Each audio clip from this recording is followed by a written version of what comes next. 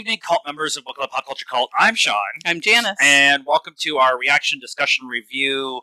I don't know how to talk about this episode, episode 4 of House of the Dragon, called King of the Narrow Sea. Right. I'm not sure. Well, I mean, I guess.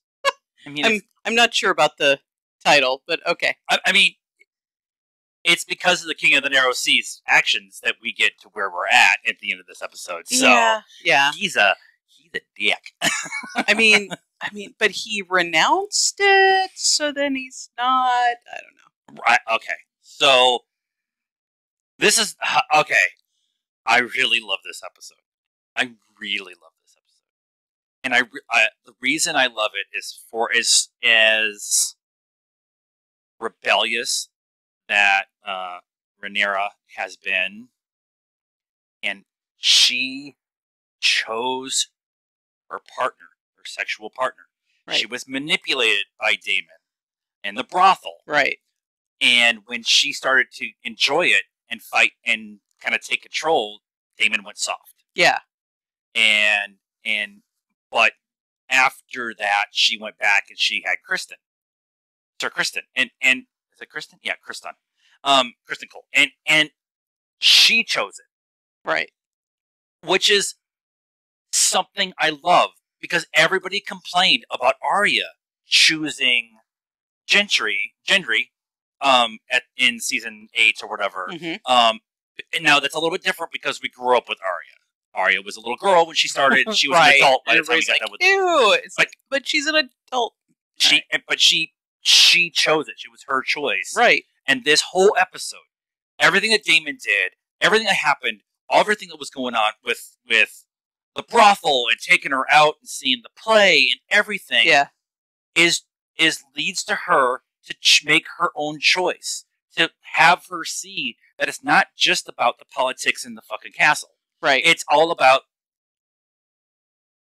there's more to life than just being a pawn for some man's game. Right. And I mean, I think she knew that. She just didn't know how to get there. Right. Right. I mean, like instinctively and deep down, she knew that, and that's why she was so frustrated and rebellious with everything. But she was also sheltered, and which they've touched on, in Game of Thrones too, where you grow up inside the castle walls, you have no idea kind of what's going on out in the street, and she gets to watch the play. This is very much what happened with Arya, where she watches the play, and for Arya, she gets pissed off because she's like, it didn't happen like that, and she sees that they are blaming Tyrion for Joffrey's death, and Sansa, like, she's getting all this misinformation, but in that, but she gets to kind of see how the rest of the world sees the Lannisters, and so it's the same thing here. Rhaenyra gets to see how the rest of the world feels about her and about Daemon, and she's smiling the entire time she's out there. Right. She's like, this is so much fun, and ultimately what didn't happen was for the best, right? She should have, I think she thinks she wanted Daemon, but she didn't. I think she's always had a thing for Daemon, because the episode starts with a close-up of the necklace that he gave her, and she was playing with it. Right.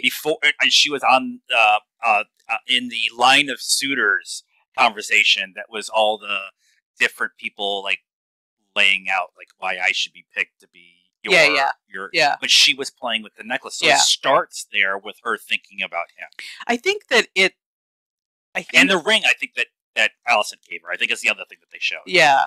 I think she, again, because she's naive, she was confusing her feelings for Daemon, because he is the only adult male in her life that has treated her, as somewhat of an equal and not as a little girl or a woman who, can't do things and whatever. Or a pawn piece to be placed on the board. Yeah, because he was kind of in the same position, right? So I think, honestly, she was confusing her feelings for him because he kind of was sending out those other signals, right? And so she was, and then ultimately him, and he's like, he doesn't know what he wants, because in the very first episode, the one, prostitute was like, his wife, his regular that he goes to, was like, do you want me to put on a white wig or a blonde wig or whatever, so I don't think he knows what he wants, but ultimately what happened was the best outcome for her, because and now she's going to be like, if Damon tries it again, she's going to be like, hopefully she's going to be like, I got what I wanted. Right. It's very interesting. This is the political episode, right? This is the political movement episode. We had the big battle in the last one. Mm-hmm. Now this is the big political, the ramifications of all of that. And Damon showing up with a crown. They made him the king of the Stepstones. He renounces his throne. He bends the knee. Viserys accepts him, whatever, but he's still Damon. And he's still manipulating. And he leaves the clothes and the information to sneak out of her room. Yep.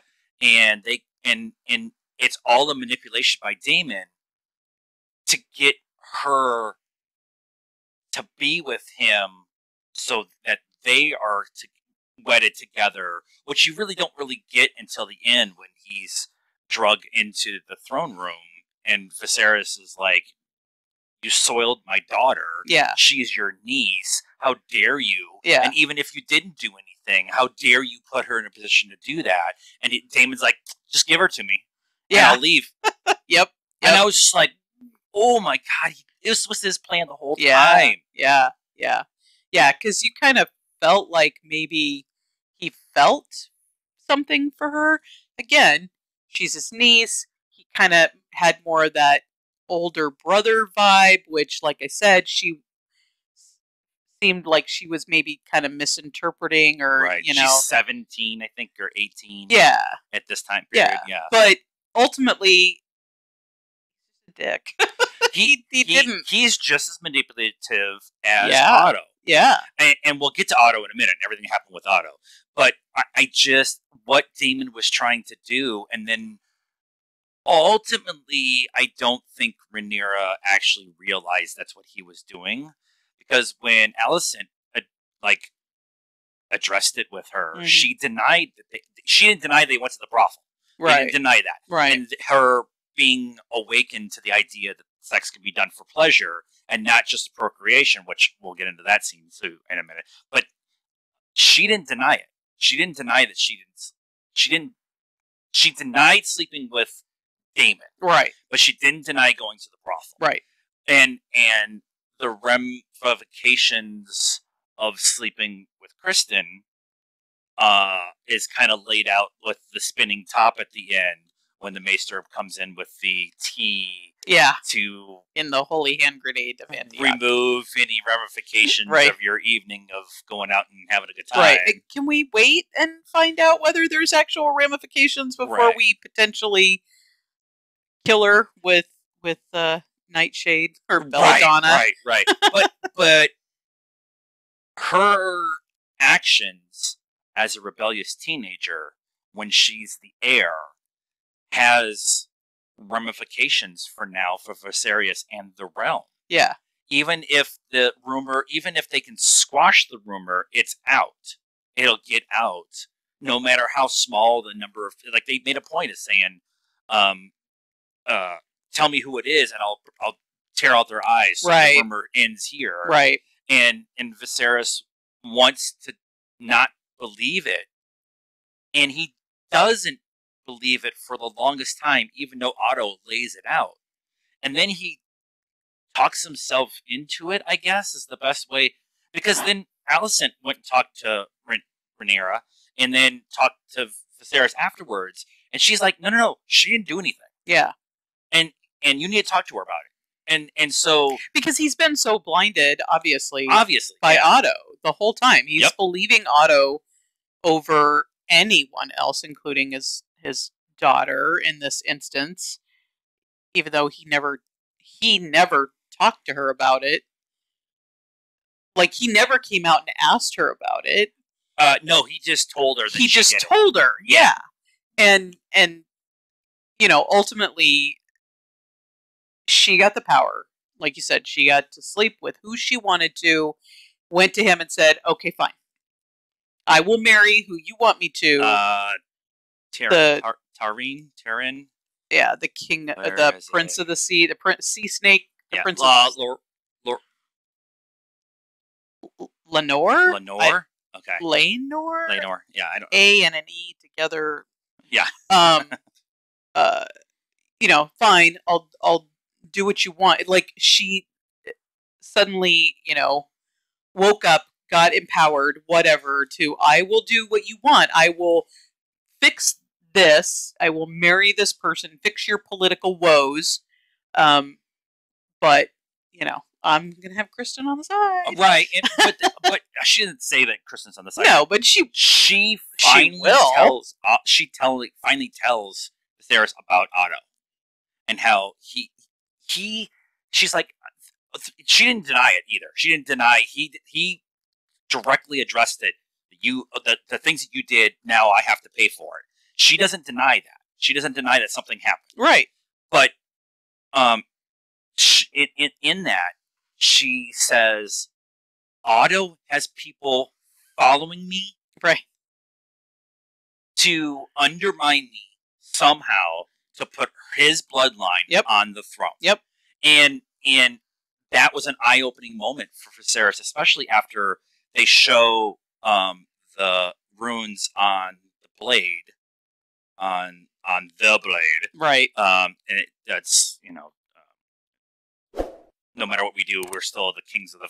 I can't remember what was said, but Ice and Fire was sitting there, and I'm like, roll credits. The King of the North. It's what they say in Game of Thrones, right? It's the prophecy. It's the prince that's the prince that is promised will lead us to the war of Ice and Fire. I have to look it up. Yeah, it's something like that. But that burden that Viserys has had is what's been kind of been the whole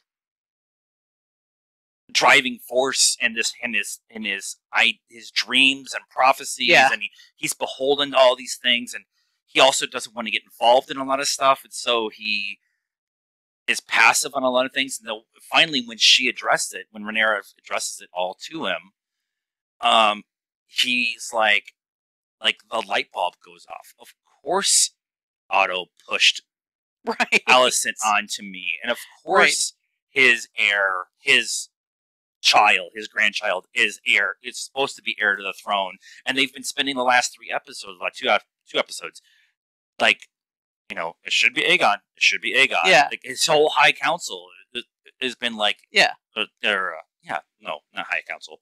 The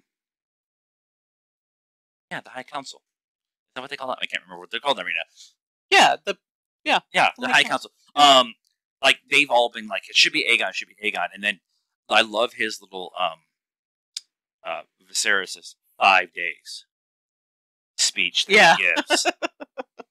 That it's very convenient that after my brother became king, 5 days later, that you were appointed hand after the other hand got killed. Right. Yeah. Well, being the hand of the king is very dangerous business. We all know that. Oh yeah. Nobody lasts. Ask Ned. Nobody lasts. But I don't want to say it. I don't want to say I love it, but for the story, I love the manipulation that Daemon was trying to do to put himself in position to be the actual heir by using Rhaenyra. I said it 3 times right so far, and there's too many H's and A's and Y's in there. Manipulating her, and then getting his hand caught in the cookie jar again, and then his then her whole sexual awakening of the whole everything that was going on, realizing that they talked about it multiple times in this episode, and they talked about it in the last episode. I don't want to be the baby making factory. Right. The whole conversation they had with Daemon and Rhaenyra, after Daemon comes back and they have a little feast and party, whatever, and they talk in Valerian. That whole conversation is her saying, I don't want to be forced into a position where all I am is someone to put out a child to be the next heir. That's not who I am. Right. Yep. And so that whole manipulation of everything, and then Otto's getting thrown out the door, and now he's going to be Except now he's an enemy. He's an enemy, but he's still in Alicent's ear. That's true. They even showed it in the preview that he was telling Alicent if Lenore and Rhaenyra. Why is it so hard for me? Ray. If Viserys dies, and he's going to die, they made a point of showing that this throne is cutting him to death, and he's getting infected. I mean, they already showed him in the last episode losing fingers. Yeah. But they actually said if Viserys dies, their kingdom is going to war because she's going to be queen, and we can't have that. Yeah. And Otto was telling Alicent that. Yeah. And it's like, so Otto's going to be in her ear, and Alicent's obviously got Viserys' ear. Yeah. Well, yeah. So then it's going to hinge on. I mean, we know what happens, right? But right. It's that'll hinge on whose side Alicent chooses. Rhaenyra's or her dad's, right? And or who she decides to listen to, or which they've kind of murkied that because apparently Rhaenyra and Alicent have patched things up, but then they didn't, and they patched things up, but there's still issue there. Yeah, because she thought she. I mean, I think she believed her at the end that she hadn't slept with Daemon, but I don't know. So the brothel scene. I'm going to talk about the brothel scene. They did this in the first episode with the parallel scene that's going on at the same time. You had the tournament and the giving birth scene. Yep. Going simultaneously, and they're cutting back and forth between the brutality of giving birth and the brutality of the tournament. Right. Going back and forth. And then this episode, they use that same parallel system, but they use Alicent being called by the king to his chamber to receive him. And then you have Ray.